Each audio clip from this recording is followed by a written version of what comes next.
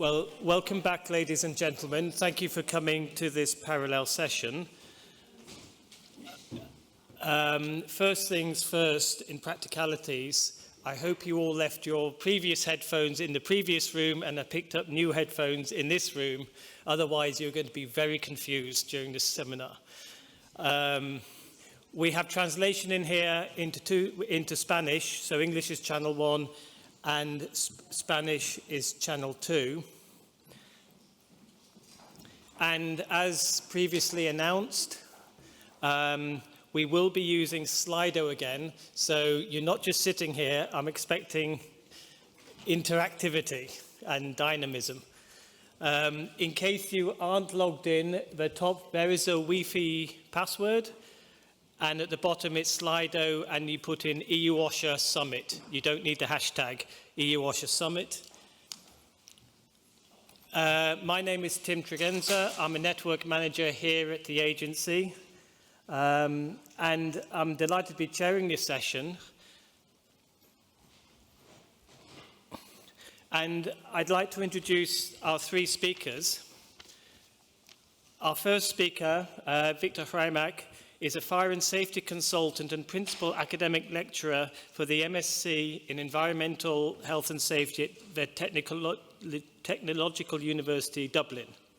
He has over 30 years' experience with the public and private sector organisations and has extensive experience in inspection, enforcement and project management roles. He's a published author and has presented at many national and international academic conferences, and his research and interests include safety auditing, the selection and conduct of risk assessments, and the implementation of safety management systems. Next to him is Raluca Stepa, who is the head of the Chemical and Biological Risks Laboratory of a National Occupational Safety and Health Institute, Alexandru Darabont, from Romania, where she's involved in the research, services and training, with a long experience in occupational safety and health and working in international projects in different industrial sectors and writing materials. This includes particularly in the field of the substitution of hazardous substances. Raluca has a degree in chemical engineering and a PhD in physics. And next to her, Emilia Tello is a high technical career advisor at the Portuguese Working Conditions Authority. Should put them up like that. And since 2012 is the manager of a Portuguese focal point for EU-OSHA. Her main role is to develop activities to spread the message that good management of workplace risks are important for employers, workers and society, and to develop activities to disseminate up-to-date information, good practices and practical tools on occupational safety and health.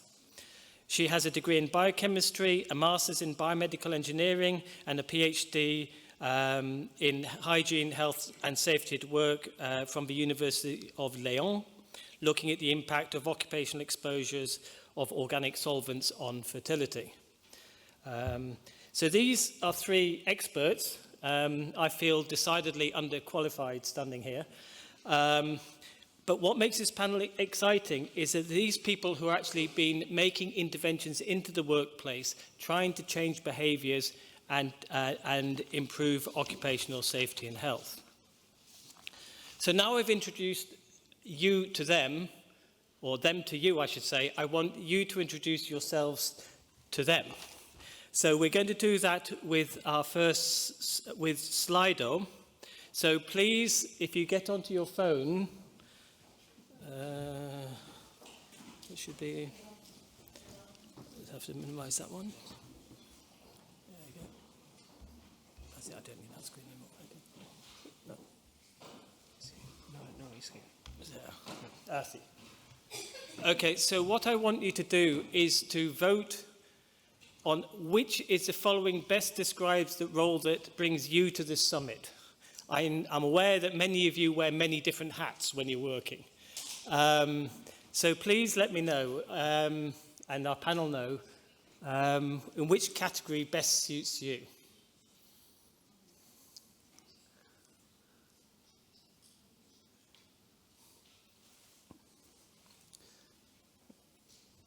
That's good. So here we come. So we have quite a mix here. Okay, the majority, about half, are from government ministries, labour inspectorates and similar, but we've got social partners, we've got workplaces and a few other, which would be interesting to know. Okay, so we have a very mixed audience, and I think this is good, and I'm looking forward to some good questions coming back after the speakers. So what we'll do, we'll hear the three speakers, and then we'll take questions and have a discussion after their presentations. So before, I think we'll start with Victor first, and if we may have the next Slido question, please. Before each speaker, we decided to have a question about their theme. And his question is, what percentage of observable hazards would you expect an OSHA expert to see during their inspection? Yeah, are you expecting to see 90% virtually all the hazards in the workplace? Or are you a pessimist and think they're going to be missing most of them?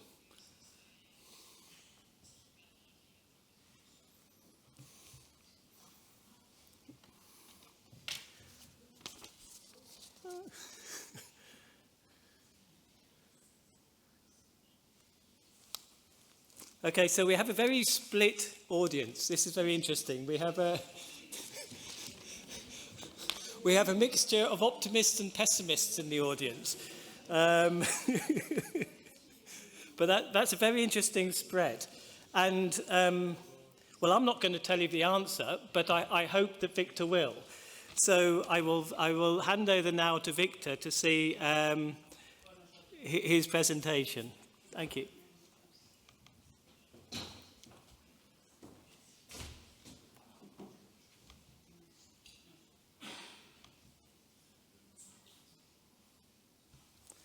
Okay, there we go.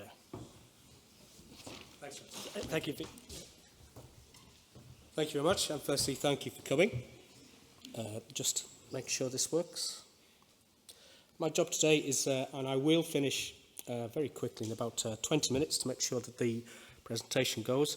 I'm going to ask those who go and do visual inspections of the workplace, which is at least 50% of you, if not all of you, and is there a way of making them better? Because those answers are very interesting, and you'll see why when I show you some results of some actual research we've done. The problem is, if you do not see observable hazards during inspections, there could be negative, detrimental consequences. The one I would like you to consider is a nursing home fire in 2011, which was investigated under judicial conditions by a coroner. The Rose Park nursing home fire, 14 deaths occurred. The reason was that an actual dangerous substance situation was not seen by the consultant who went to the premises.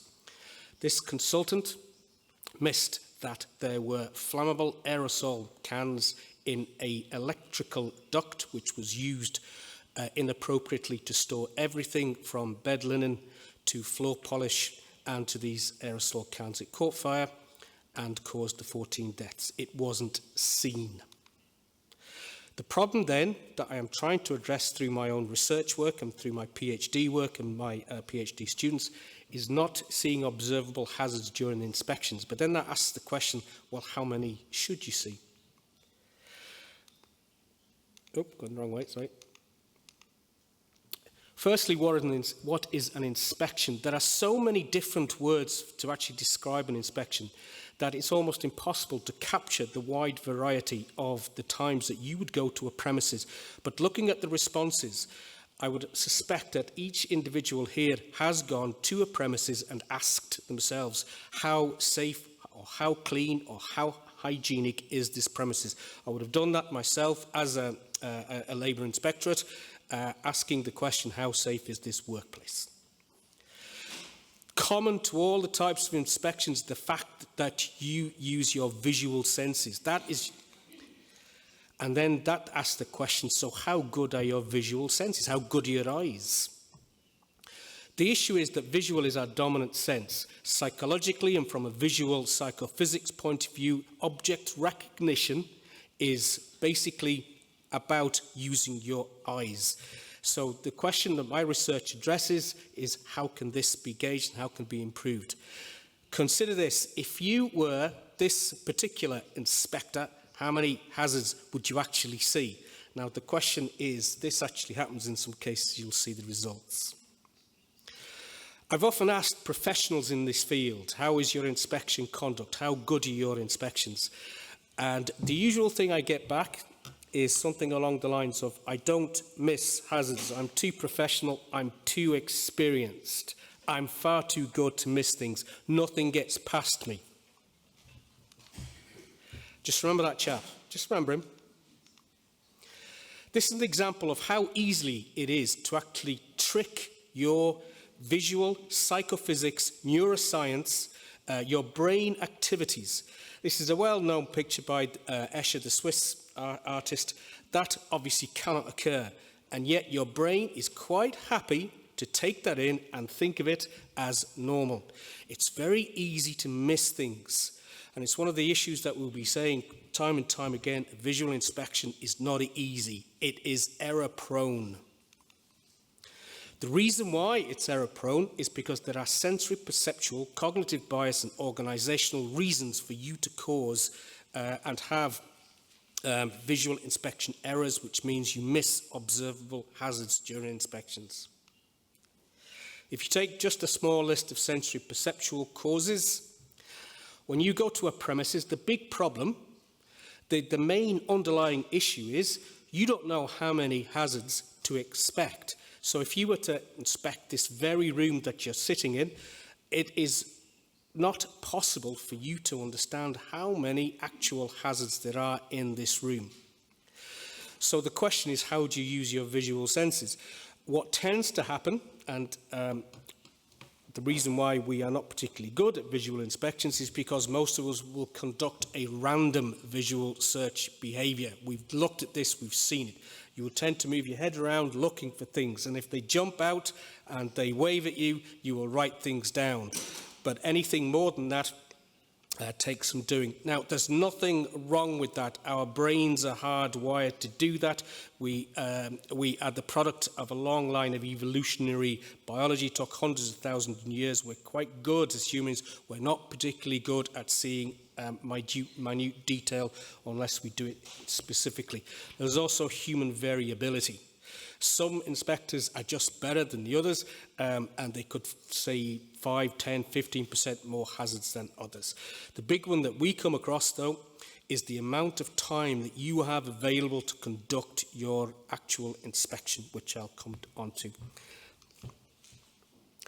There are other cognitive bias causes of visual inspection area. If there's a book that I could ask you to read, which is very, very interesting, I'm sure you've heard of it, Daniel Kahneman, Thinking Fast, Thinking Slow. Daniel Kahneman would be held up as being the most successful, if there's for want of a better word, psychologist living at the world today. And basically his whole area of research is how easily you are tricked into making wrong decisions. One issue that we come across all the time is that in terms of organisation, in terms of the way you are supposed to conduct visual inspection guidance, there is no standard method. There are some sectors that do involve very, very specific, very proceduralised ways of using your eyes when you go around a building, which is basically the chartered surveyors, but most visual inspectors don't use that, and I'll come on to that method. The issue is that also that visual inspection procedures vary greatly. Sometimes you can go and visit the premises because you've had a complaint, because you have to go and make sure that you do the inspection according to a list of places to go. It could be down to an accident. You could be responding to an accident at work and you have to inspect. The other thing is there's very little oversight.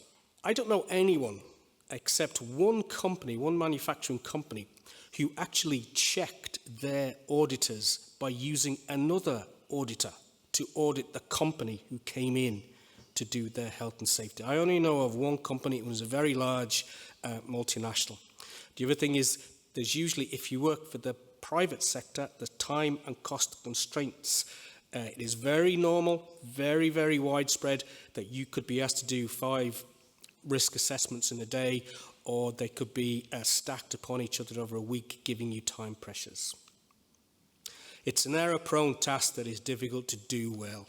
There you go, there's the building. If I'm going to ask you to go into that building and tell me how many hazards there are, and putting my labour inspector hat on, how would I go around inspecting that premises? How would I go to this accident scene and gather all the data that's required for subsequent court action? How do I know what dangerous substances are on this particularly not very well managed building site?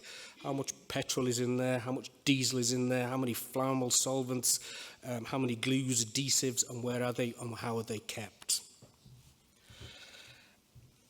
So I decided to go and find out. So I asked 211 OSH professionals, and I asked them to take part in a randomised controlled trial. I gave them a room, and I split these 211 into 2 groups, known as randomised controlled trial. I gave them 5 industrial quality kitchens, and I knew how many hazards were in those kitchens because I put most of them there. And I asked them to write down how many hazards they saw. There's the kitchen I used.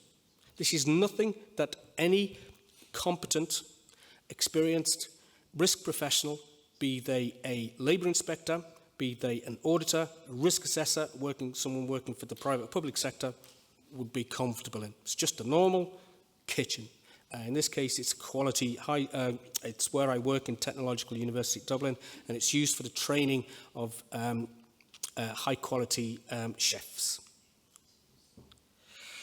So each of these kitchens had 34 observable hazards. 211 participants were randomly allocated into 2 groups. The random allocation is important because it excludes any particular bias from picking someone who is good or bad, or is not particularly able for it, or is very well trained for it.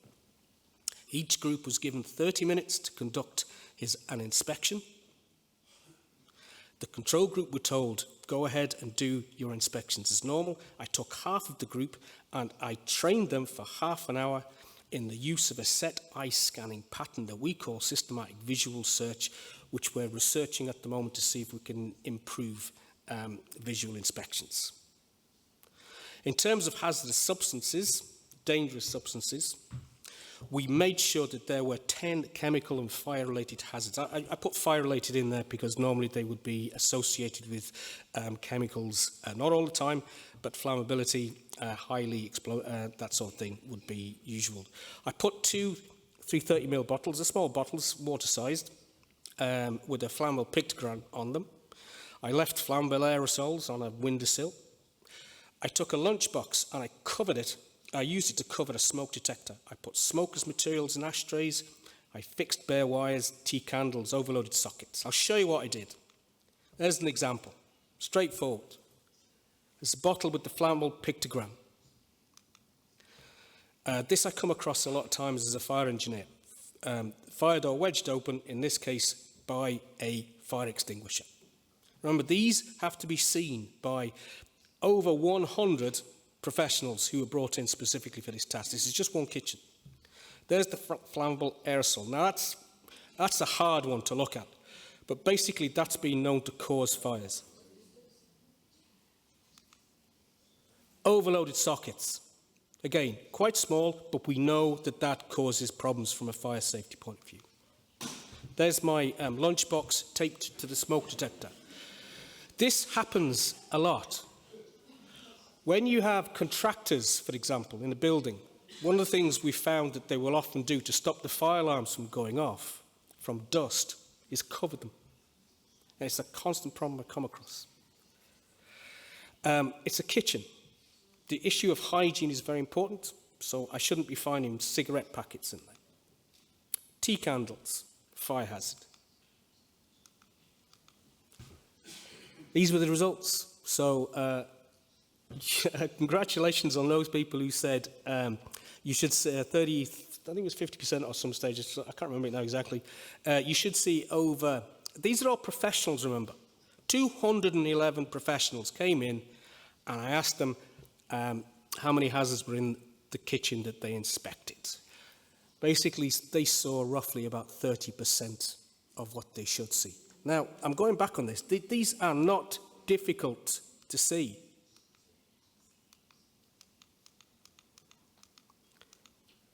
These professionals saw about 30%.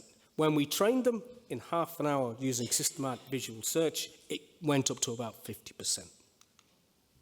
So basically, they were blindfold. There's our results across a range of the particular hazardous substances that they should have seen: flammable liquids, smoking, bare wires. The red column represents those professionals who would do their normal normal inspection activity. The blue column shows just by half an hour of training, a visual inspector, just give me half an hour of your time and I can improve it by about 20%, just by half an hour. What we found then was that visual inspection accuracy was below expectation. It was disappointing for that number of professionals. We did find that it could be improved, and I have current research which is ongoing, which is proving very promising. I have 2 PhD students, both working in aviation maintenance and seeing how many hazards in aviation they see, and it is promising. We can improve visual inspection practice, and one of the things that I'm very grateful for Tim and for the EU-OSHA to allow me to come here is to ask for collaboration with labour inspectorates. And if anyone if any of you have any ability to collaborate, I would welcome that, because as an ex-labour inspector myself, to be told how to do a visual inspection is something that I'd hold nicely.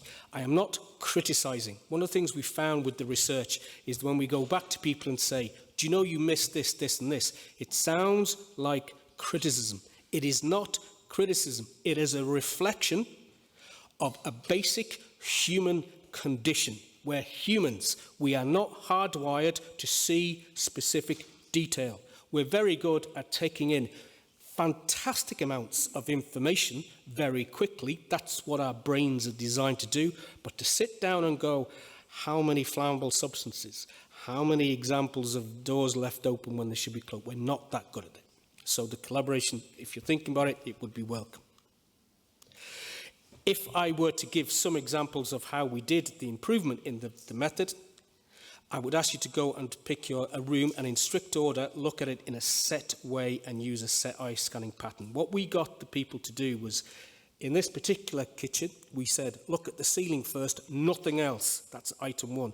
Then look at the walls, nothing else. Then look at the floor, nothing else. Then look at the walls, north wall, south wall, east wall, west wall, nothing else. Then look at the equipment and then look at the individuals. The eye scanning pattern we asked them to use was the left-right reading a book pattern. So if I was going to do this with that particular wall, I would look in the top left-hand corner, I would fixate, and I would move my gaze right to the back corner. That method does work. If I were to give you some advice, if you have roughly a 100-metre kitchen, I would say stay there for about an hour, select your highest risk room, use a systematic visual search pattern. One thing you would ask you to do is go find 30 hazards. There's a what we call confirmation bias. If you're only finding 2 or 3 hazards per visit, once you go to a new premises, that number will not change that much. We know that from research. So tell yourself there's 30 of them to find. Infer from what you see. State the conditions under which you work. The reason for that is just judicial. If you're sent and you've only been given half an hour to look, then there's only so much you can do. Reflect, think about it, always play devil's advocate, what could go wrong. Daniel Kahneman started this off, check your accuracy. It doesn't happen very often, but you could go back every so often to the places that you inspected and actually see how accurate your results were. There's some, and I'll finish on this, there's some comments that I've got from individuals who said, I don't need your method. I can do it because I can. One person told me he can smell hazards a mile off. He basically got 2/3 of the observable hazards wrong. He missed 2/3 of them. One person said, this is just caveman. The way to do it is you go and audit and just check paper, paper, paper, paper, paper. One client of a consultancy company said, it's not going to happen, Vic. There's no way I'm going to send my inspectors out and pay them. They're going to do 5 risk assessments a day, otherwise they're not getting paid. That's a speed accuracy trail. Thank you very much indeed. Thank you for that.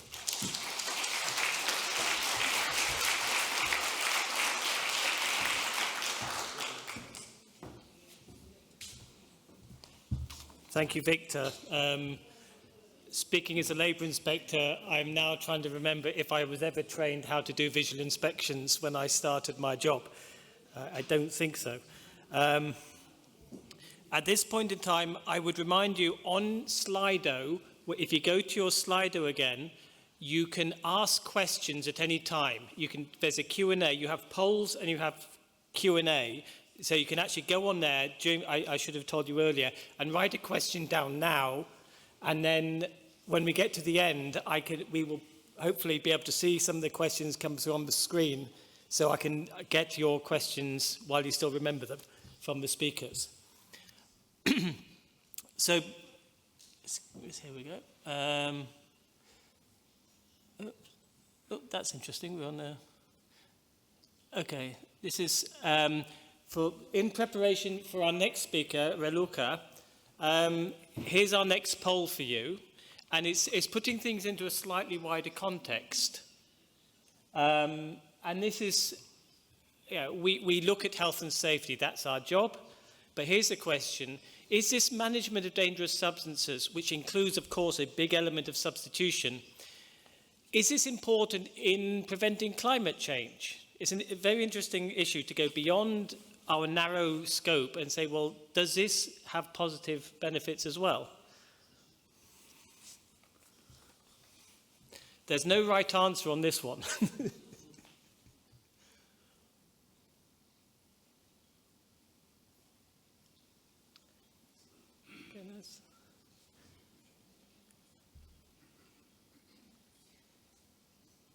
So we have quite a strong majority here who are saying, yes, it's important, either very important or quite important.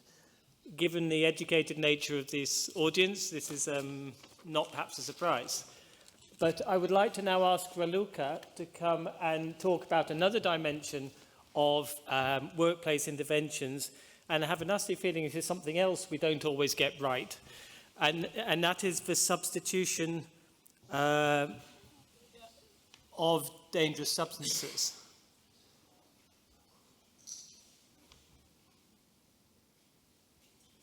Perfect. Thank you, Raluca.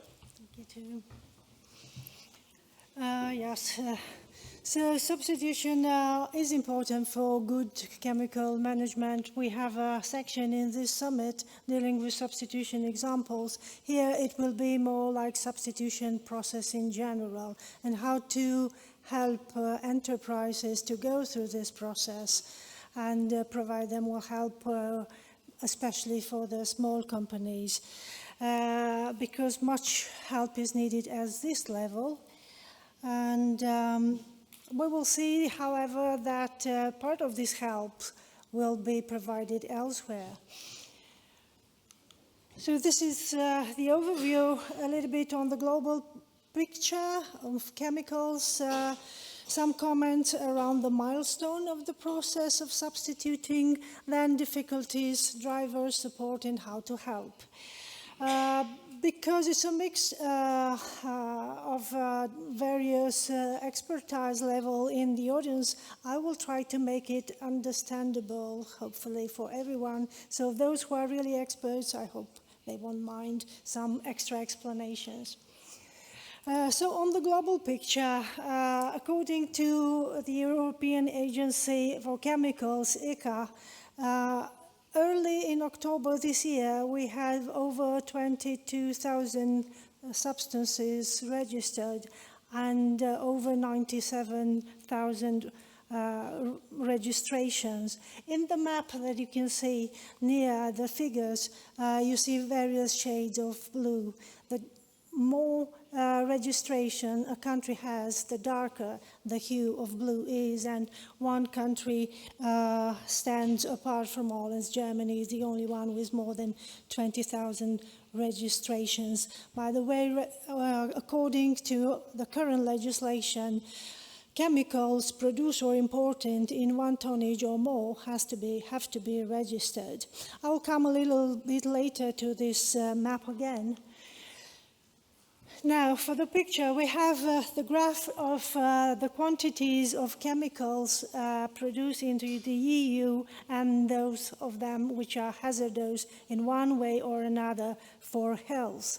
The conclusion is that 77% and about 75% in 2004 and 2017 respectively are somewhat hazardous to health. This is a rough picture of the share of hazardous chemicals in the production of chemicals in the EU, according to data from Broadcom. A similar picture we have for the share of substances that are hazardous for the environment. Around 27–30% of them are hazardous. And we should also consider that a substance may be both hazardous for health and for the environment, and also have the so-called physical hazards like flammability, explosibility. While these pictures may shatter away our legitimate dream of a perfectly safe substance, they show you that while if we place the most severe hazards at the bottom of each graph, and then we may classify hazards as less severe, at least we have the possibility to select safer, if not safe, perfectly safe substances. So to move from the bottom of the graph towards the upper layers where safer chemicals are present. And this is about all that it is to substitution, moving from hazardous to safer chemicals, to safer alternatives, even if they are not chemicals. This goes in line quite well with the consumer declared interest to pay more for safer products. At least a study carried out by TÜV in 2013 shows that in the countries they studied, China, Germany, India, and USA, for the 4 types of products that are mentioned here, consumers were willing to pay more for safer products. The picture might not be just as positive for other situations, for other types of products. For example, if we don't have to pay money, but we have to work harder, would we still prefer safe or safer? If the product is not for our personal use and is for the other or is for the workers, we will still be willing to pay more for it. It's famous, the example of non-VOC paints.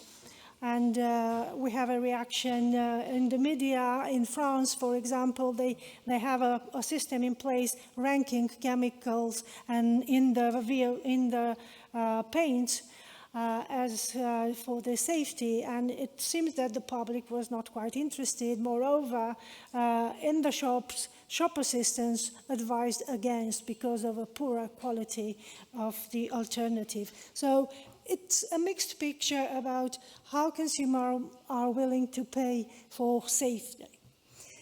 However, we should stay on the positive side and consider substitution as a main measure for improving safety. It is placed on this probably well-known already hierarchy of risk management measures. It's not such a new thing.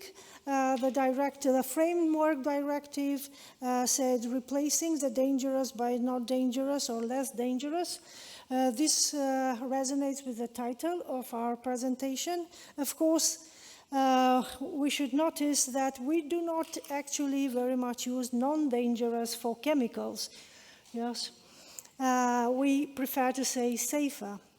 Then the chemical agents in about a decade later and the carcinogens, they all recommend substitution by preference or in particular to be used for replacing hazardous substances with safer alternatives.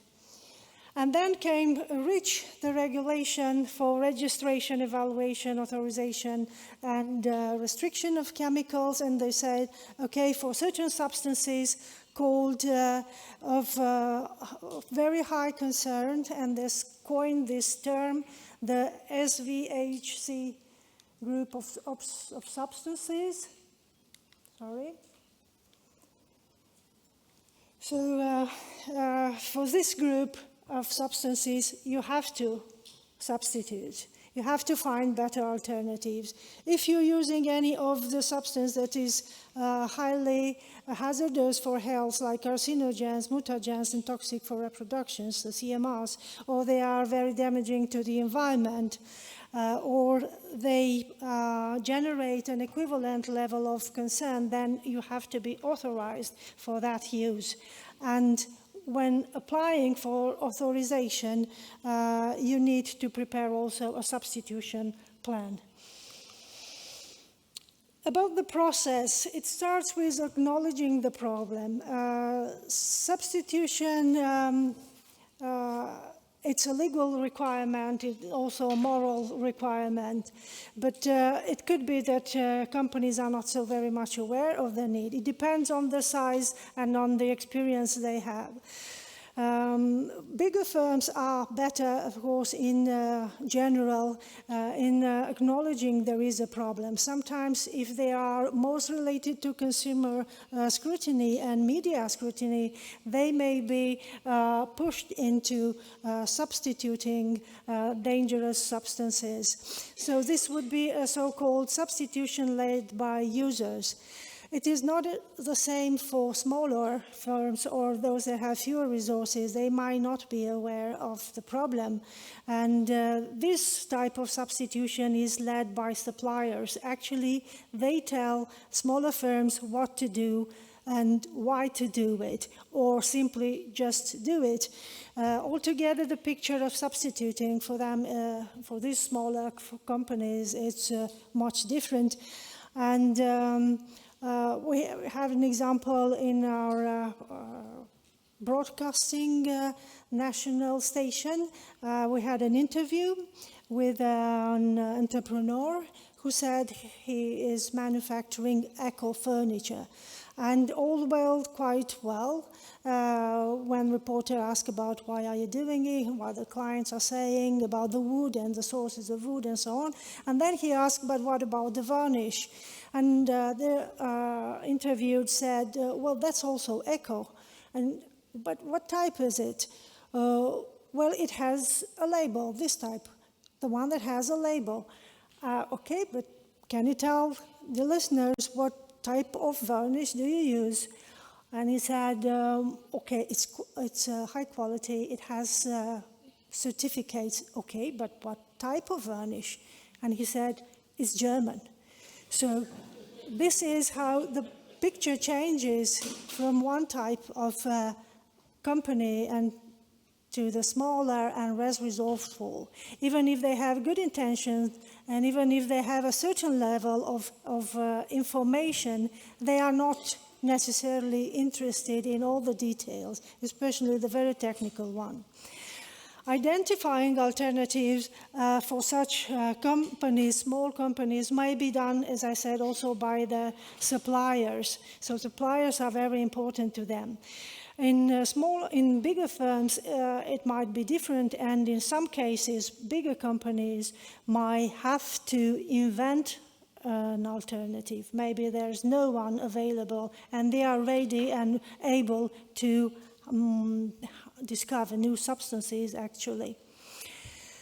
Alternative assessment, it's a very stressful step, because then you see all your cards on your table and you have to evaluate, to profile them by testing, maybe doing extra testing, and this is always difficult because you have to get the right laboratories, be able to pay, to interpret data, and so on. Then it gets to comparing alternatives, assessing trade-offs and uncertainty, and making a short list, and so on. And also assessing the risk, because it's not only is better for one type of hazard. Now alternative is generally perfect for all type of hazards, so you have to see what new risks are brought in. There are several frameworks trying to help people to assess alternatives, but it's still not an easy process. Deciding is highly dependent on the outcome of the assessment, of course, but is also influenceable by pressure, and this may come as a positive fact because it pushes for action, but it sometimes it has negative effects because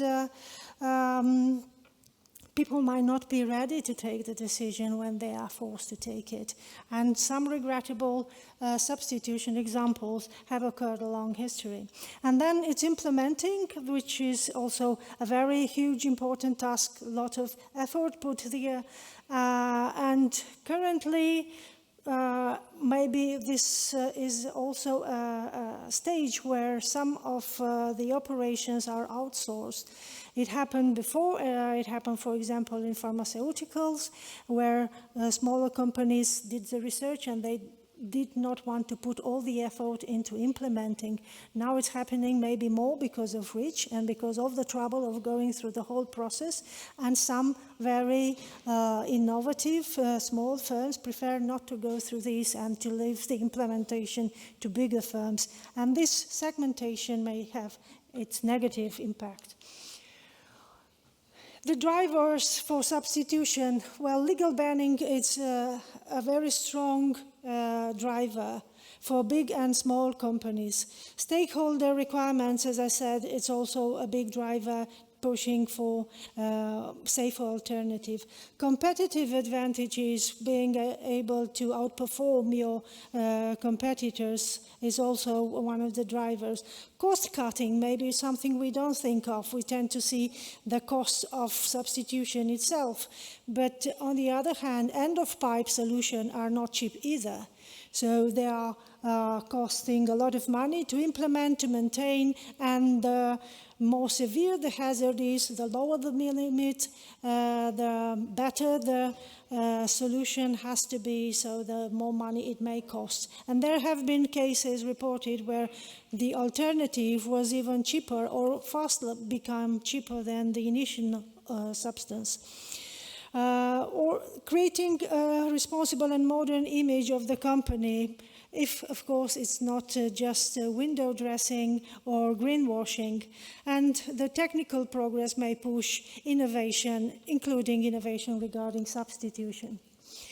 Now, some difficulties in general, safe or safer, it's a multi-criteria attribute of a product, and initially, industry was saying this over and over, we don't know what safe means to you.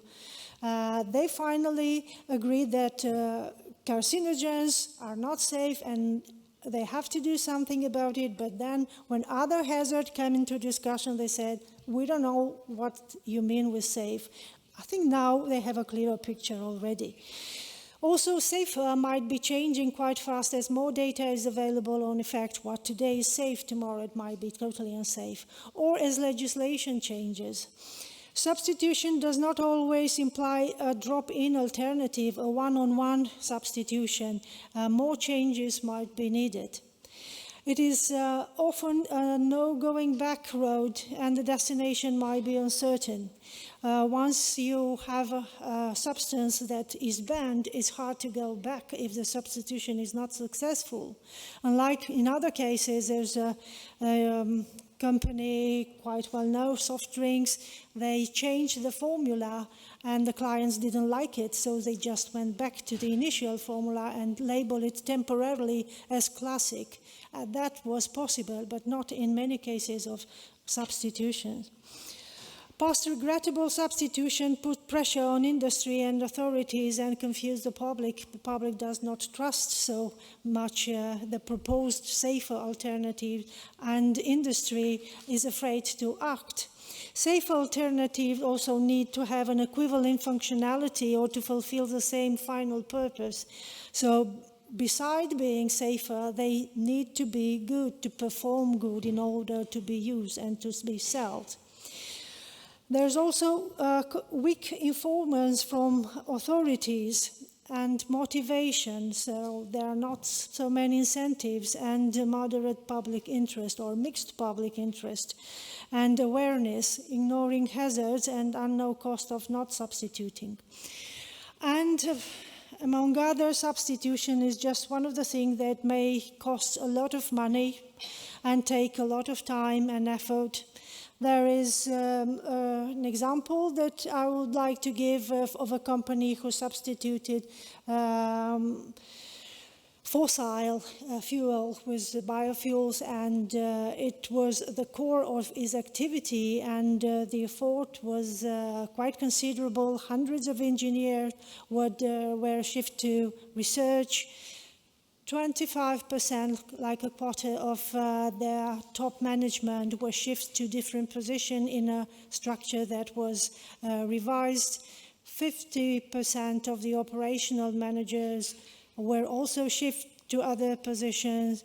10 of the employees just gave up the fight and went to other companies because they were afraid the substitution will be a failure, and it was a success. But with all these prices, so it's not easy at all. Some of the difficulties have been enhanced by REACH, some other have been solved, but still we have the registration effort that maybe took away much of the energy in the phase that had just finished in 2018, leaving not so much for research, including research on substitution. Many firms need to externalize laboratory work. In a study in 2012, 93 of SMEs and 88 of larger firms had to do this type of outsourcing, which may cause delay and higher costs. Product development and production planning depends on external timing, these administrative rich procedures, which may cause delay and loss of orders for the companies. Concerned that REACH cannot offer sufficient protection of intellectual property and other confidential data. Efforts of some firms to remain below tonnage bands, so to produce lower than, let's say, 1 tonnage per year, to prevent the obligation implied by REACH. What's the support in all these tremendous efforts sometimes? Tools, portals, platforms have been developed. Some of them are sector-specific, like Basta in Sweden, which is for construction, or Clean Tool, or Cleaner Solution, or some are more general, like Subsport or Marketplace by Chemsec in Sweden. Some belong to officials, like Cosh Essentials in UK. Initiatives appeared like ECA strategy to promote substitution, or CEFIC responsible care, and so on.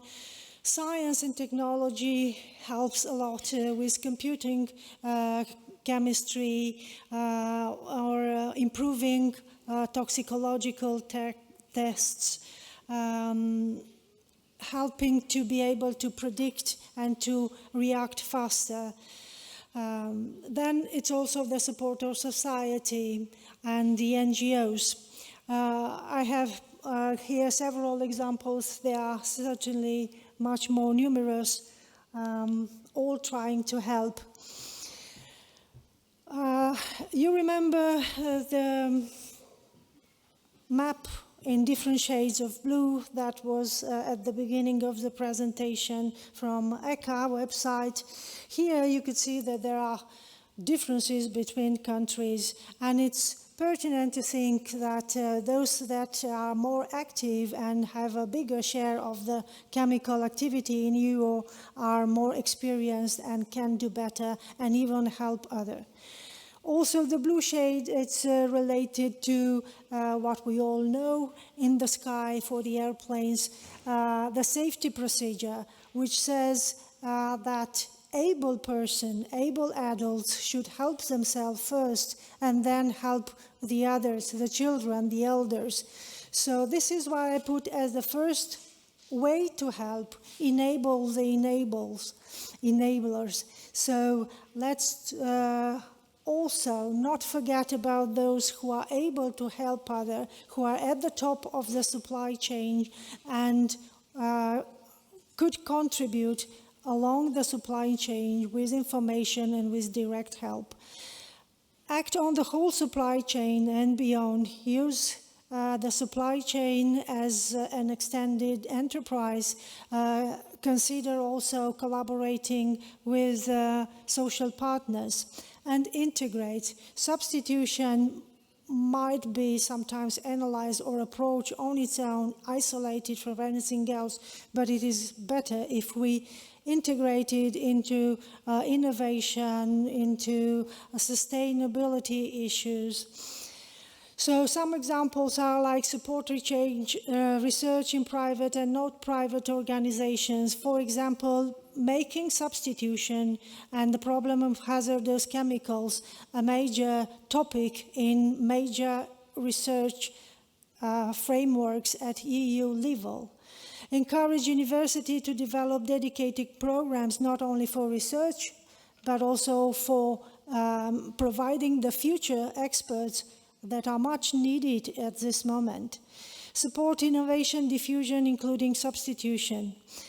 Stimulate expert participation in official bodies and networks by allowing them to express their opinion, to have enough time to do the tasks that are assigned. Support development of facilities like testing laboratories. We might not have enough of them. Train and involve authorities in central and especially in local bodies, because they are in closer contact to even smaller firms. Facilitate the use of existing and future information and chemicals, and we get a lot of it. Establish a mixed channel to inform and persuade to act and to initiate and reinforce behavioral change in workers and in society in general. Let's remember that it is needed a certain level of exposure to information in order to make people react. Some short example for ECHA. As I said, they have a strategy to support substitution. It's not a very old one, and they plan to organize workshops with the supply chain and networks, and to provide support for technical data and financial help. And they also have section for regrettable substitution examples, hoping that such things will not happen again. I think they have pointed quite well some of the most important issues that need help.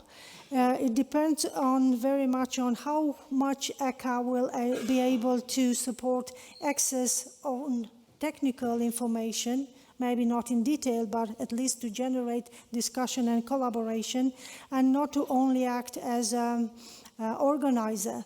Though even this is quite important, because it's one thing to organize something with ECHA and inspire more trust, because as I said in the example with the German varnish, trust is quite important. Another short example is a Danish platform that is very focused on innovative approach on substitution, and puts together different type of actors like the Danish EPA, research, universities, and so on. One example that is very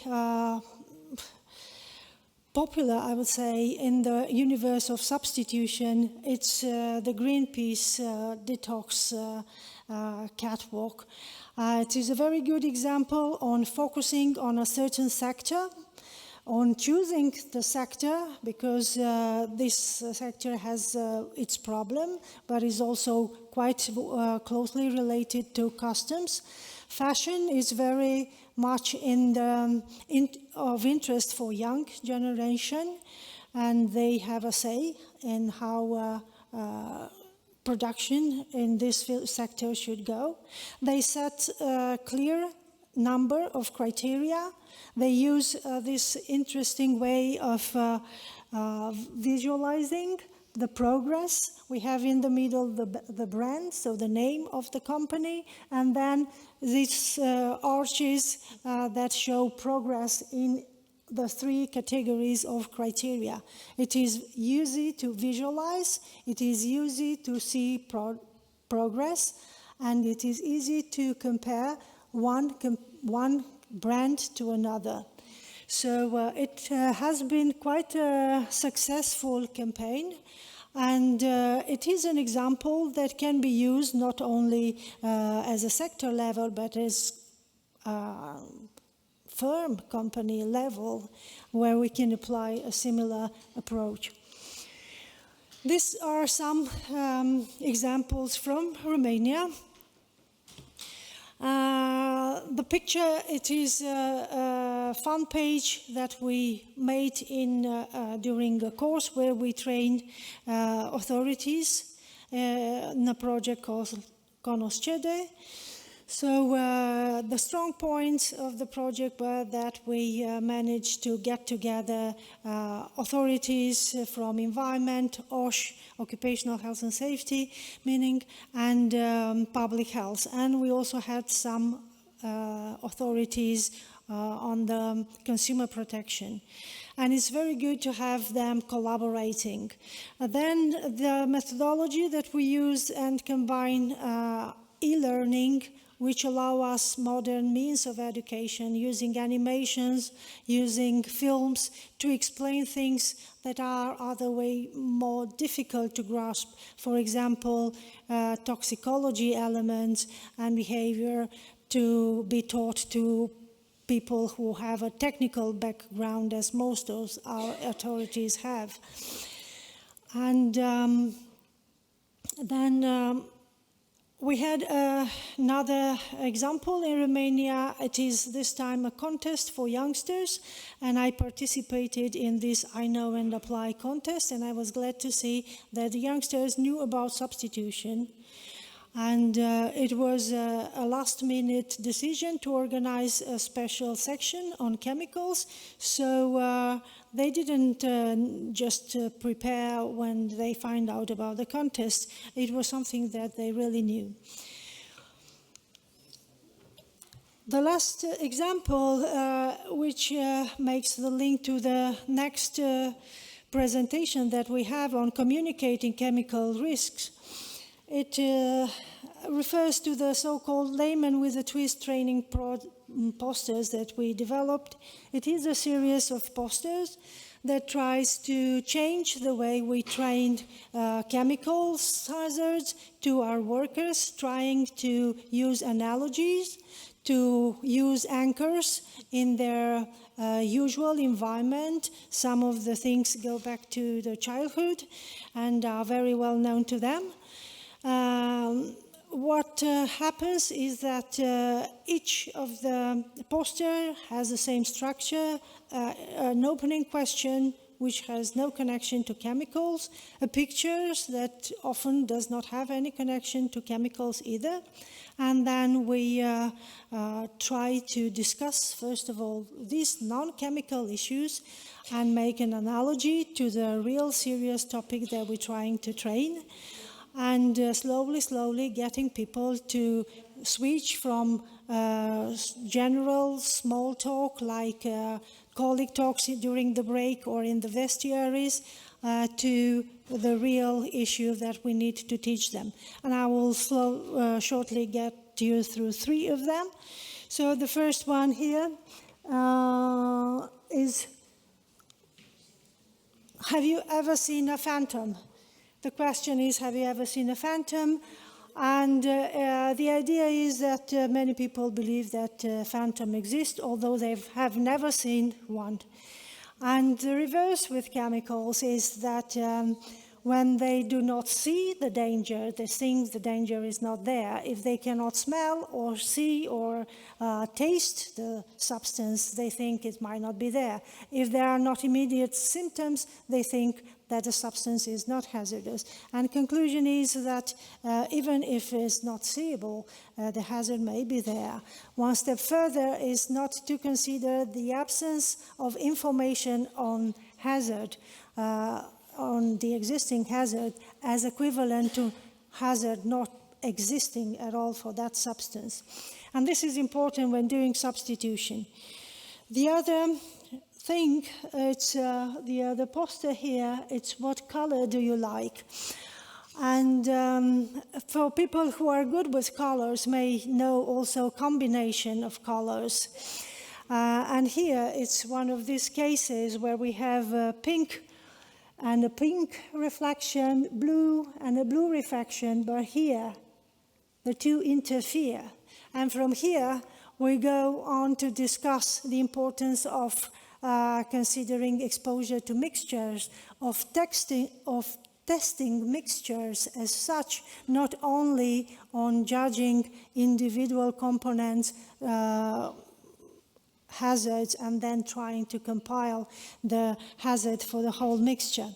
And the last one, with which I'll end my presentation, it's the one dedicated actually to substitution. And the question is, mirror, mirror on the wall, who's the fairest of them all? And it goes then to discussing how we get information in our days. Because the answer to this question in the poster is go and search on internet and see who's the most beautiful. And then from here we compare attributes, and what if it's beautiful but it's mean, then we need to substitute, and we need to have a lot of information on what the alternative really is. So without trying to substitute serious, let's say, training, this is a complementary way of communicating risk and of training workers, because they have to be also part of the motor that determines substitution of hazardous substances. Thank you.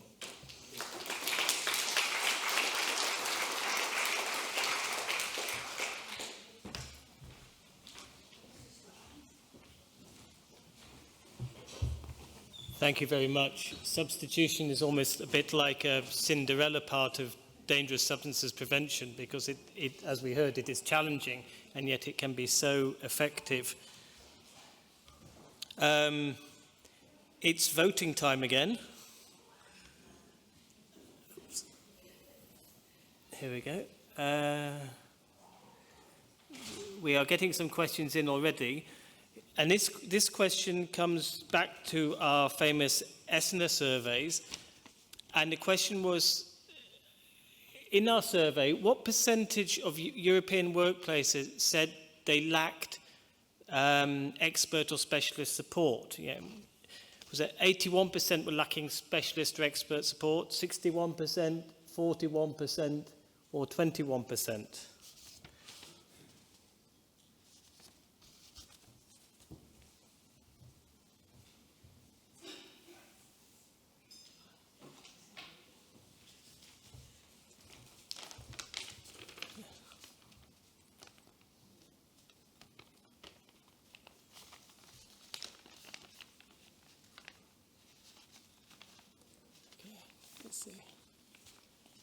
So what do we say? Oops. No, that's not that one. Okay, shall we see the results?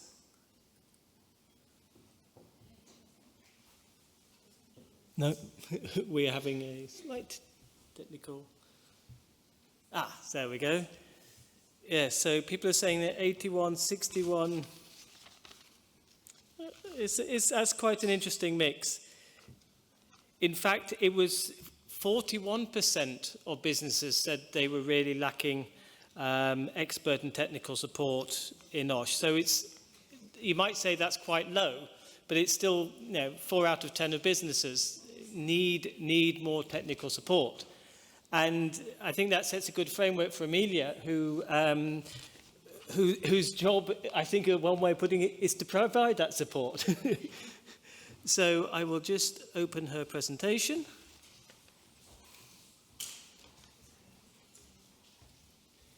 There we go. Yes, perfect. Okay. Good afternoon. Thank you, Tim, to invite me to come here and speak about how can we effectively communicate to workers about dangerous substances. Employers, managers, supervisors, workers, and their representatives need to know about the risks to work health in the workplace and how to manage those risks. Effective communication about them is a challenge. The regulation on registration, evaluation, and authorization of chemicals and on classification, labeling, and packaging help to meet that challenge. Safety data sheets and label are important sources of information on the hazards of chemicals. Suppliers, manufacturers, or importer of a hazard substance or mixture must label its packaging according to the CLP before placing it on the market, and provide a safety data sheet to professional users. Safety data sheets are regulated by REACH, like Hakula says, and should allow employers to evaluate the possible risk to workers and or the environment. Suppliers of hazardous chemicals, substances and mixtures should also provide information on their intended uses. And here we have also for substances which are manufactured or imported in quantities over 10 tons per year and are classified as hazardous, and the safety data sheet have to contain exposure scenarios that describes the identified use of the substances, operation conditions, and risk management measures relevant for the use. Users should check either or not they use the substances according to the provided exposure scenarios. If they do not, they should provide information on their specific conditions to their supplier, who must then take this information into account. But REACH and or CLP are not fully applicable to some types of substances. For instance, medicines such as cytostatic drugs, cosmetics such as hairdressing products that we have seen in the good practice winners before this table, food and feed stuffs. But users may then not have access to safety data sheets or labeled chemical, but may receive the information on hazards, the unsafe use from their suppliers in the different form. Also, when we have some activities like selective collection of solid waste, is the same thing. We don't have a safety data sheet.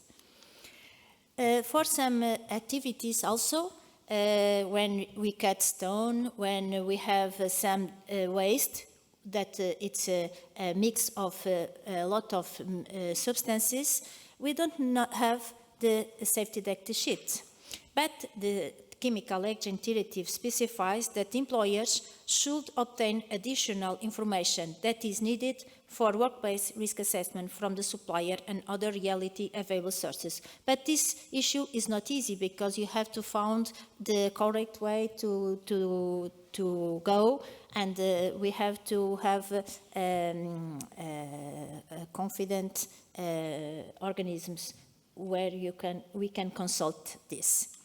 Under workplace legislation, employers must have an overview of all these risk factors and how they may interact to put workers at risk. They must also consider all the products, even when those are used as intermediaries, stored or transported, and all relevant tasks. Workers in many modern industrial settings have long faced a multitude of chemical threats to their health and safety, some of them obviously, many more barely perceptive.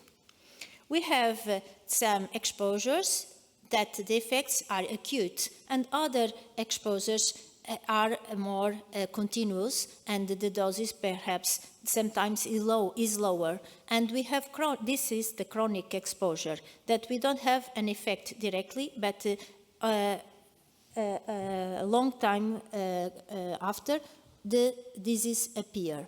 And we have to measure and do the risk assessment of this, and it is important to note that hazards depend on how and under which circumstances substances are used at the workplaces. For instance, when we have flour dust, it's not commonly perceived as dangerous. But if may become a health hazard, like we have seen in the previous session, they talk about the film that Andrews present us in the opening, the kickoff meeting for this campaign for the asthma bakers. But this powder in the air, they can not only do a health hazard, but become an ambient who can explode. And when we have the size of the particles in the air are smaller, the most dangerous for the fire they are. The worker have to know about all these things. If he don't have an expert behind him, how do they do this? Here, the employer responsibility to ensure that worker and their representatives are informed and trained about. And here I put the principles of prevention that are in the directive that we have to follow on our measures that we have to implement in the workplace to prevent exposure to our worker to chemical risk. The employer should ensure that workers are aware of changes in process or substances used. And there are specific rules for protecting young people and pregnant or breastfeeding workers and workers who have recently given birth, and for informing them. Here in this column we have a feature that an image that shows that in the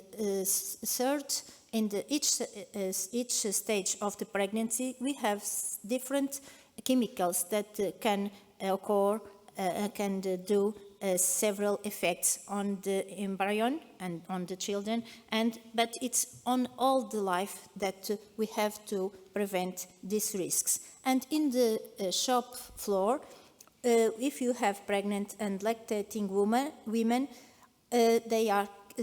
we can keep away from workplaces where the following chemical are used if they are toxic or have this age statement in the label. Employers must keep a record about exposure and help surveillance for workers who are likely to be exposed to hazard substances, especially carcinogens and mutagens, and give workers access to their personal data. And we can measure in the blood and urine some metals like chromium 6 or nickel or lead or other solvents that indicate if the workers are exposed or not. But member states are intended to produce some products and documents to help and support the hygiene and safety technician on the field. We have in Portugal some guides and some sheets who are producing to support the campaign 2018-2019. We have also built a technical guide for technicians and for medical surveillance also about the exposure to carcinogens, mutagenic, and reprotoxic chemicals. And with this book, we have also a fact sheet for risk assessment. We have before another guide for the exposure to ionizing radiation and radioisotopes, which are chemicals also, but the effects, it's very different for these ones. And in Portugal, we also we suppose it's important to translate some documents that are in other language to Portuguese, to the workers and to the employers can do something. And we translate to Portuguese the quiz, the occupational quiz for European Lung Foundation. This quiz is for people who are worried that their workplace may be affecting their breathing or lung health. We translate also 18 fact sheets from the roadmap for these 18 substances. We have all the documents from the European campaign, and we have our worker, our informed worker. And our informed worker have to know what time of exposure I am. I am exposure to an acute chemical or a chronic one, how long I'm exposed to them. I have the CLP, I have all the documents from our campaign, we have the NAPO films, we have the fact sheet from the roadmap on carcinogens, we have e-tools to do risk assessment about chemicals, we have OIRA, each OIRA have a model from chemical exposure also, and we have our national products. It's enough. The worker don't know all about that. He have to have support from someone. And how to communicate with the worker? The technicians have to go to the shop floor and observe his behavior towards dangerous substances. And the technicians have to speak with the workers and make he change the behavior, make he change how to do this. And he have to do this not only once a year, but continuously and permanently. Here you have NAPO, because in Portugal we have the costume, and we go to, we went to some industries, automobile and industry, cycling industry, robotic and others, and NAPO goes to each workstation and do good morning to the worker, and I don't know who to do, who we say the, and he looks and says, you are not doing this well. Why you have not this? Why you aren't wearing the protection? Why you switch off the ventilation? Why do this? Other things that we can do is install touch screen computer kiosk at various factory sites so that workers and contractors can refer to the safety data sheets. This kiosk must have their own directory for the occupational safety and health system, so divided info sheets. Another issue that we can do is the employer should adjust the recommended measures from the safety data sheets to the specific condition of each workplace. So we can prepare a summary sheet and put next to the workstation where this product is used. We can conduct weekly or daily activities called safety dialogues. These safety dialogues are quite meetings about 10 minutes at the workplace in the beginning or in the end of the day, and we can speak on various aspects of OSH and also sometimes on chemical management, focusing in the reality exposure. We can have a 360 vision of hazardous substances management, where we can look of all these chemicals that are used in our farm enterprise. We have. I will show you a film that it filmed in Portugal in our in one of our industries. about the effective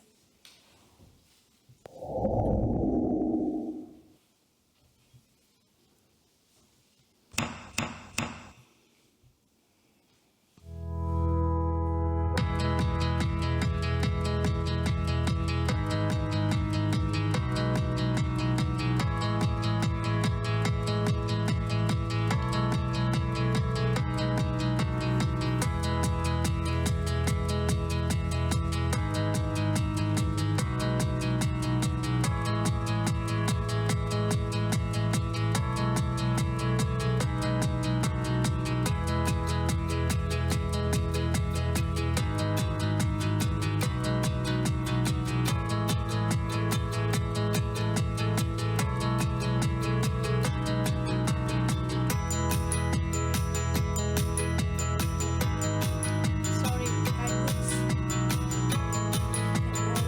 I changed this. Sorry. I want to go to the film. I put this.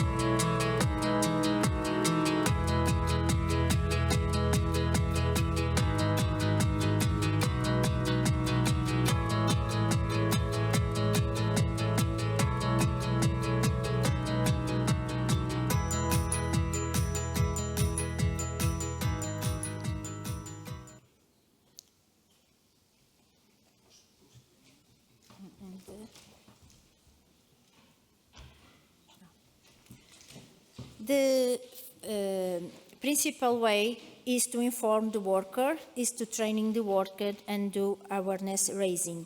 And we have some examples how to do it. We can train people when they arrived on their host for the company, and we can support document in safety instruction with the utility of signage on the back of this sheet.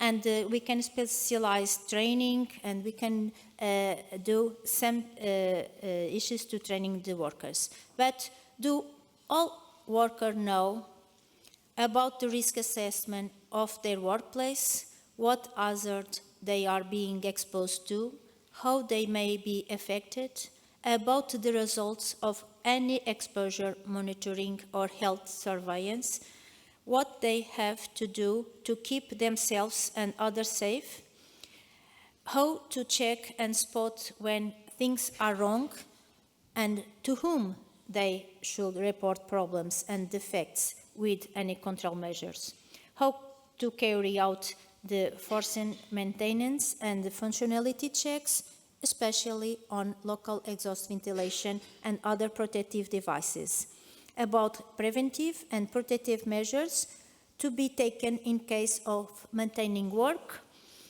about first aid and emergency procedures, what they should do in the event of an accident, incident, or emergency involving hazard substances, how to handle the waste. Are workers involved in regular updates of risk assessment and regulatory treatment? And for this effectiveness, we have to look how the workers are at the workplace. And we have to change his product knowledge. We have to tutorial changes in the risk prevention. But the behavior changes are the most important, but it's not easy to change the behavior of one people. If they start to work in some way, change this way is very difficult. And the best is in the first day they came to the enterprise, have a good host, and start to a good behavior with the dangerous substances. And for that, we have done a film with the NAPO, the costume NAPO, that I will share with you for an enterprises who use this film to do training in the host of the new workers.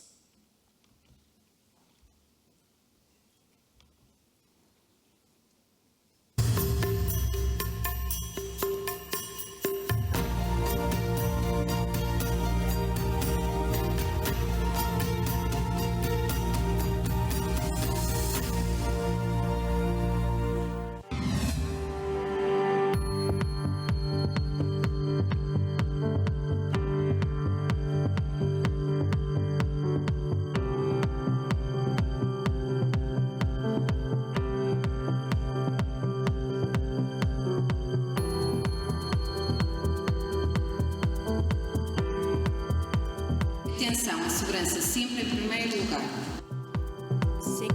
Safety at first level.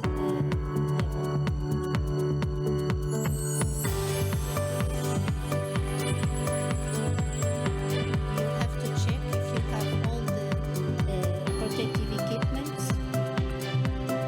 in your bag.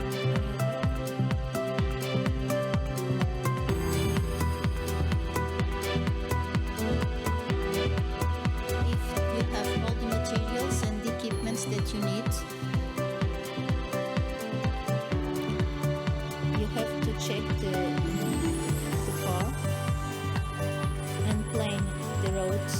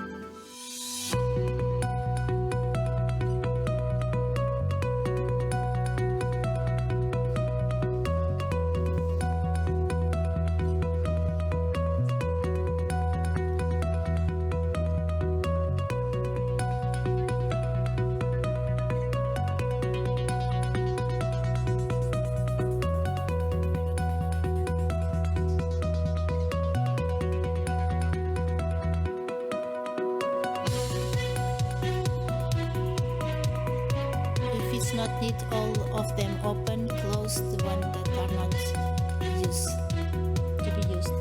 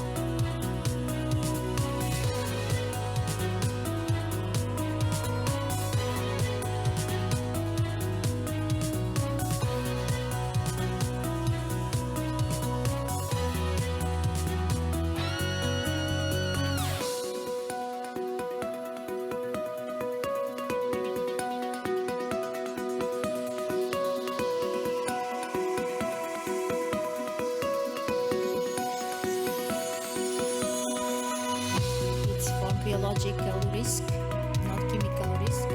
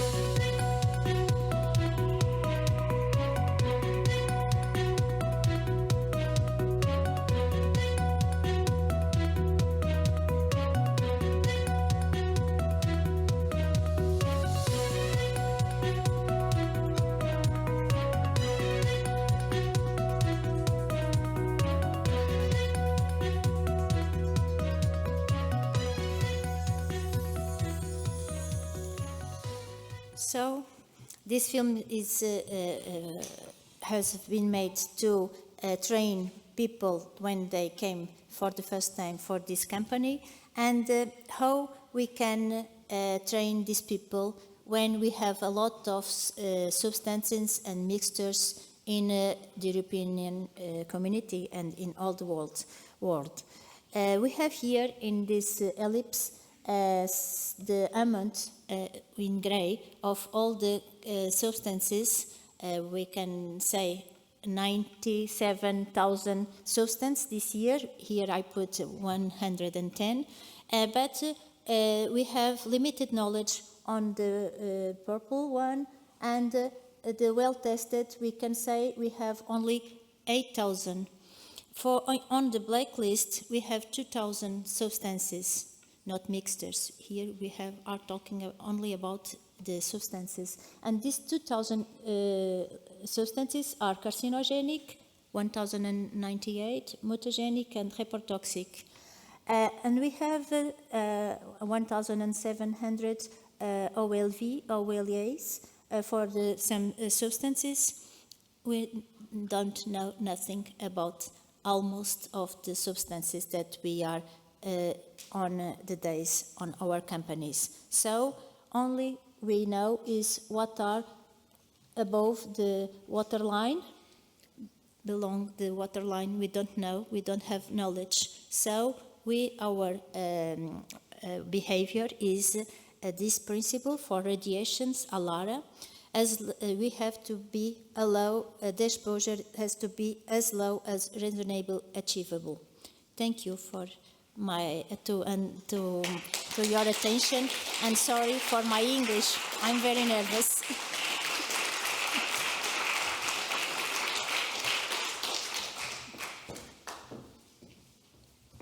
Okay, thank you very much for our three speakers. What I'm going to do, while I put up the questions we've received so far, which hopefully will come up on the screen if I do the right thing, while I sort that out, we have already one question through, which while I put it on the screen, I'll ask to Victor, and about this visual observation technique, have you investigated the result when inspectors have to, look for more diverse matters? For example, when you're looking at ergonomics or technical devices, light or sound exposures and things like this. It always comes back to why you are there in the first place. And the issue with inspections is that they are framed very, very vaguely.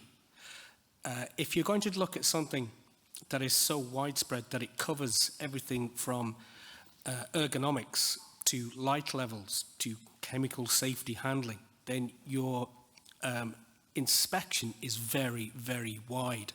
And that should be listed as something that you need to look at. So you'd be looking at the ergonomics, which takes in itself a visual inspection of the behaviour. If you're looking at the chemical substances, then you have to put that down in the reason why you're there. The reason why I say that is because in a lot of cases, the reason for the inspection is so vague that you don't actually know what is being looked at.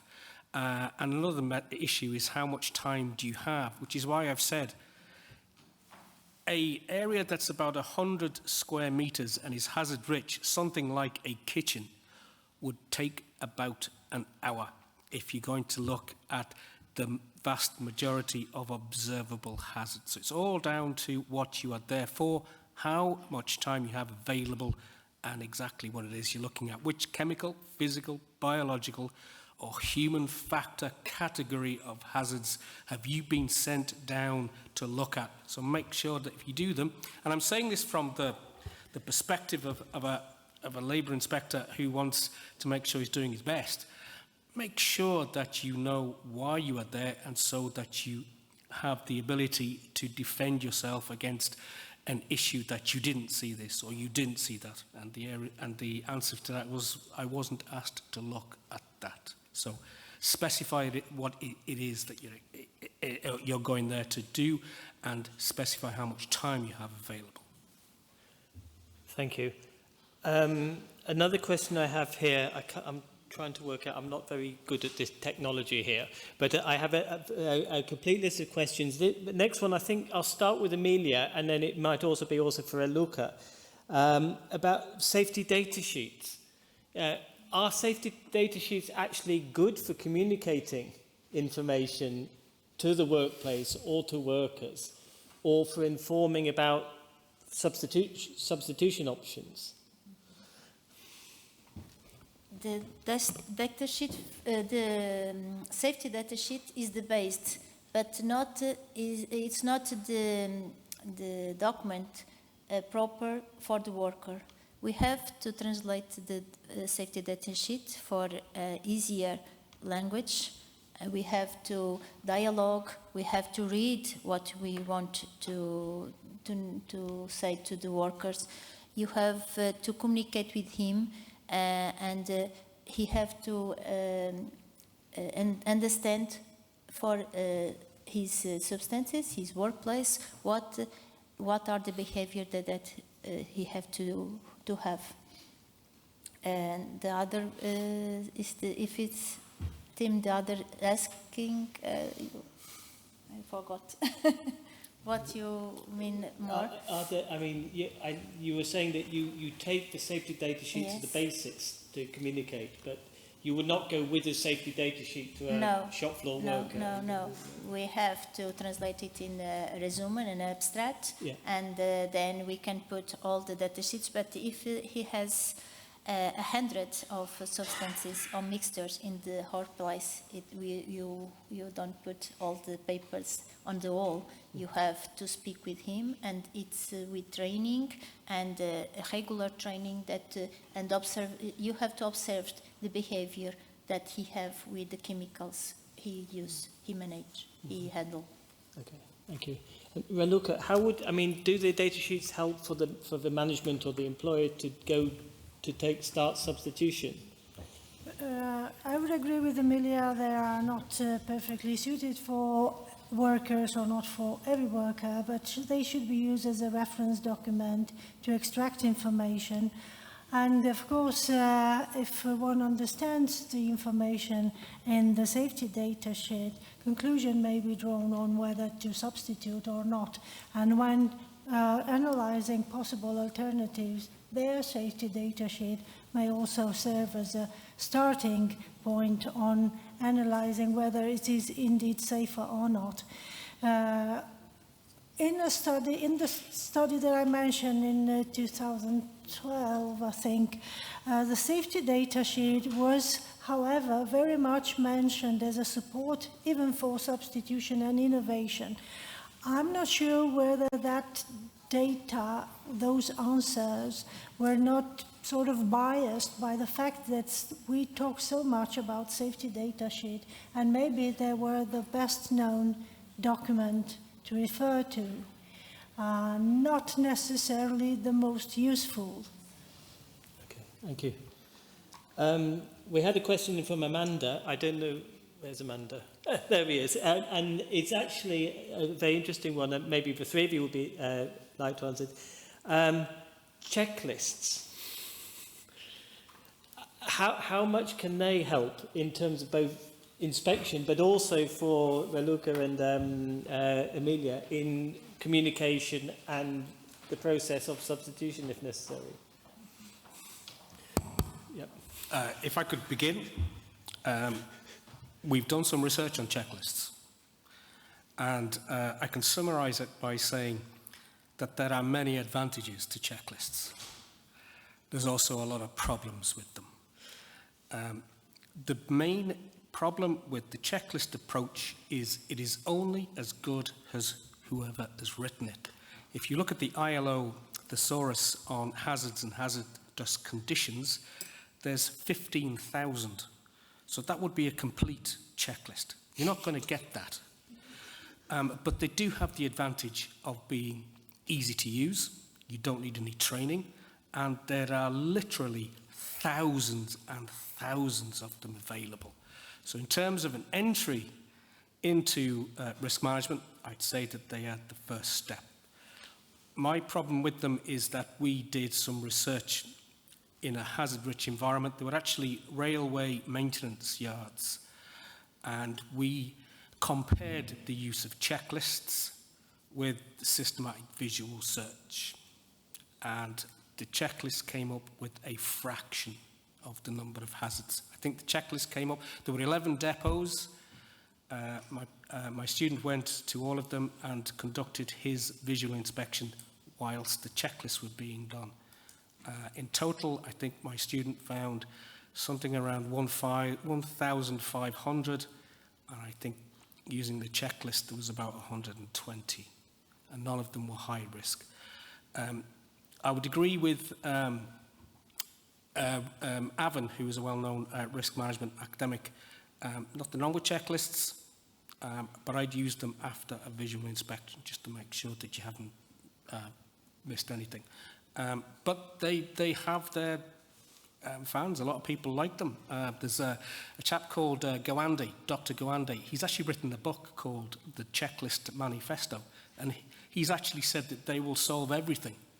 And he lists one of the advantages of the checklist as being the main reason why the pilot of a stricken aircraft landed it on the Hudson River. I don't know if there's a film about it at the moment.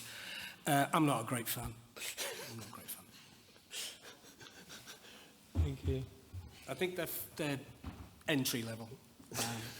But they have their uses. They are very, very good. They're probably the most used risk assessment method available.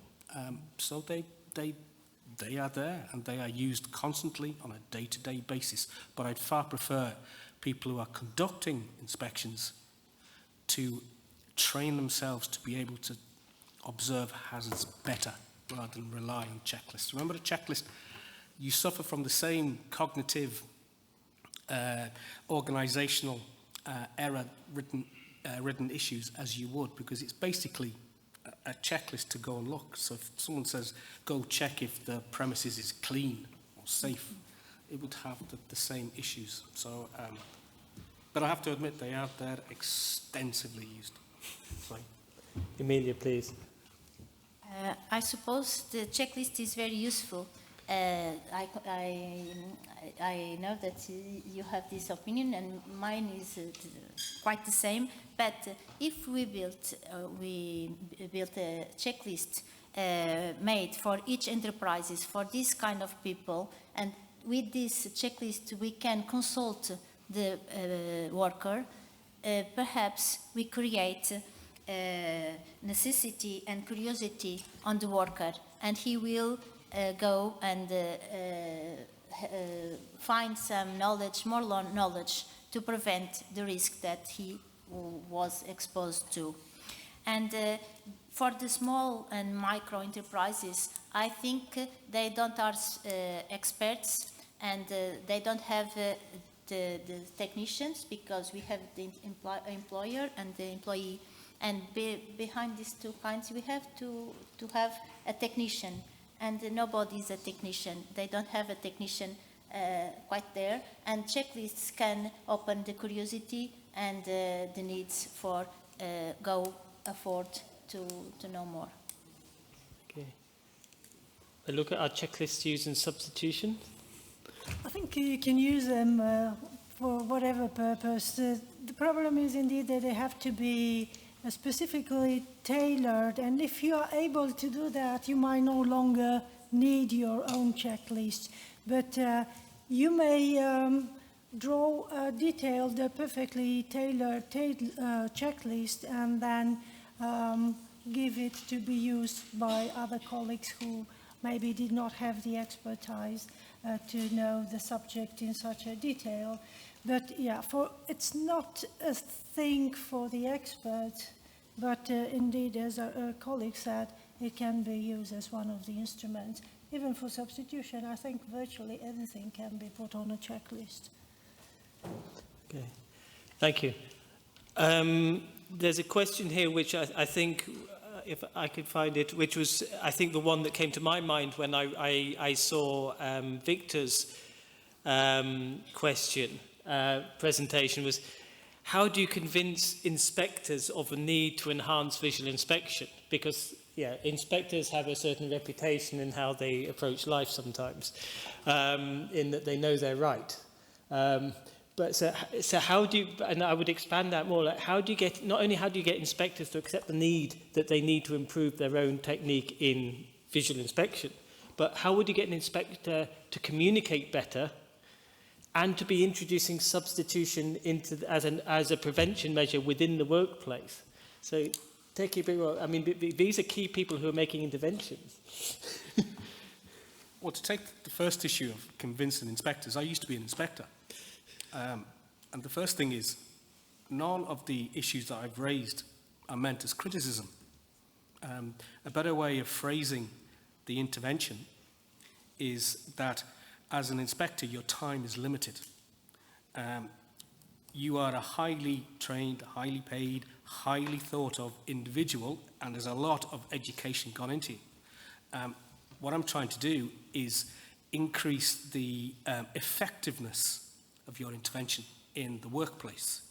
And one of the ways that can be done is, when you are there, is to observe more hazards and be better able to describe the reality of that organisation and make a decision as to what level of safety intervention was required.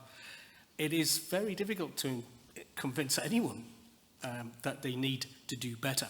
So I am never here to try and criticise. I wouldn't do it. There was another question, would you audit the auditor? No, the first thing would be to take the people who are on your side and say, have you thought about doing it this way? You might get some results that could be better, and let them go with that. But it's as Tim says, you need to be able to get hold of the individuals on the shop floor, and whether that happens to be the inspector, or much more likely, that happens to be the individual who has a risk management title or job within the company, and get them to improve their time at work and get more information out. Can I pass that on?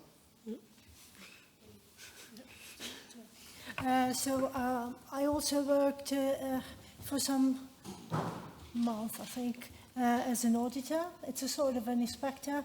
And I realized that I do not have the talent for visual inspector because I do not have the sense of observation.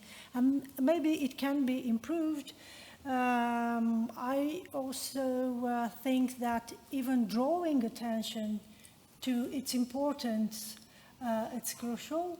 And as I work as an auditor for quite a big company, they had a newsletter for auditors, and each time there was an observation exercise, like a joke or like a drawing, where you have to, in several minutes or seconds even, see the differences between two drawings, what's missing, what's changed, and things like that.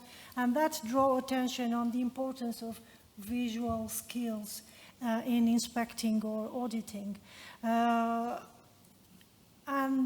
While for being able to communicate and to convince as an inspector that the company needs to substitute, in order to be convincing, you have to know what you're talking about. And this is not an easy issue. For example, our inspectors may have a lot of types of companies from not only one sector, not only one type of activity, and it's quite difficult to be good in many sectors, in many types of activity, especially on a subject like substitution, which is so specific oftentimes. So therefore, I think a better approach would be that the inspector would be able to rather intermediate, to understand the problem and to know to whom to refer to the company that he or she is inspecting for further consultancy and advice. Sectorial examples that maybe have been presented also in the word section are better than a too generalized approach, especially on substitution. In Portugal, our inspectors are general, their aim are holistic, and when they go to enterprises, they see all the risk, they see all the things, also the law for hours of work and so on. And when this inspector came to an enterprises, and he have an overview, he see that we have some substances that can be substituted, but if not, I think it's not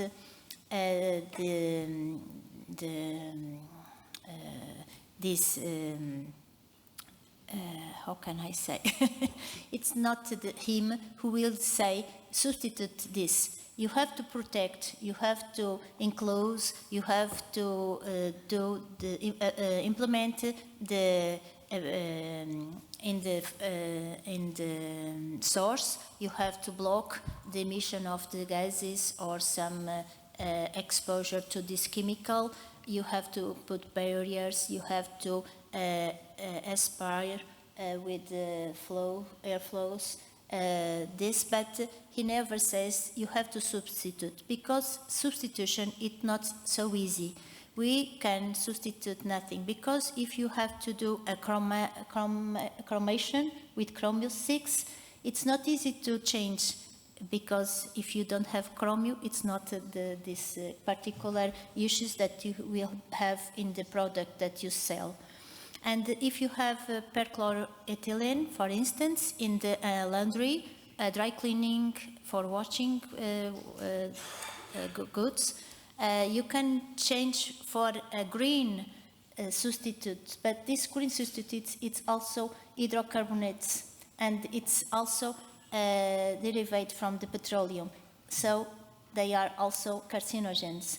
It's not the inspector who have to say substitute this kind of chemical. What he have to do is protect workers from this exposure.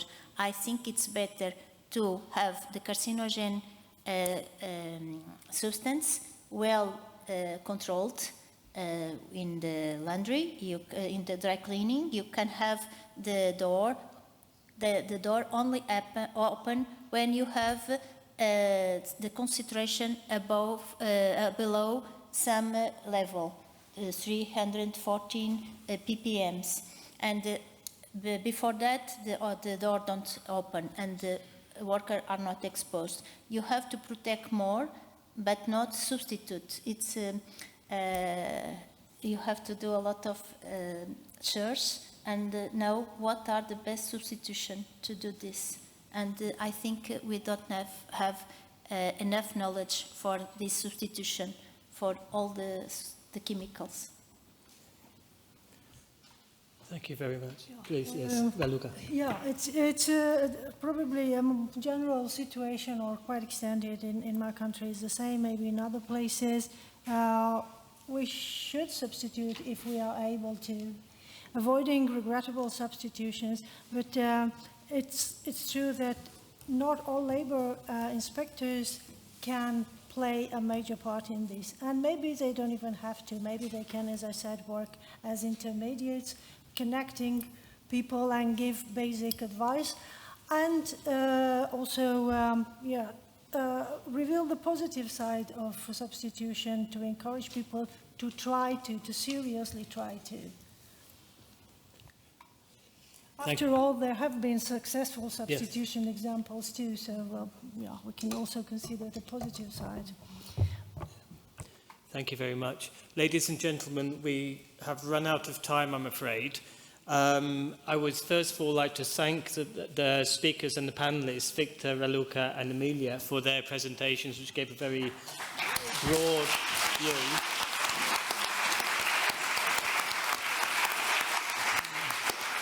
I'd also like to thank you for asking some good questions.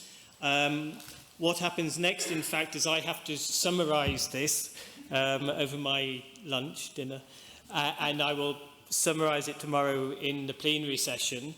What I would say now is that at 7:30 we reconvene. I haven't got my glasses on. Yes, 7:30 in the Maritime Museum. If you don't know where that is, you can ask me afterwards. We're very close. Please feel free to disturb the panellists during their evening session if you have some one-to-one questions you ask about them. They're all very nice, I promise you. And finally, please return your headsets when you leave this building, otherwise you will have your own personal Brexit. And once again, thank you very much, and we will see you tonight. Thank you.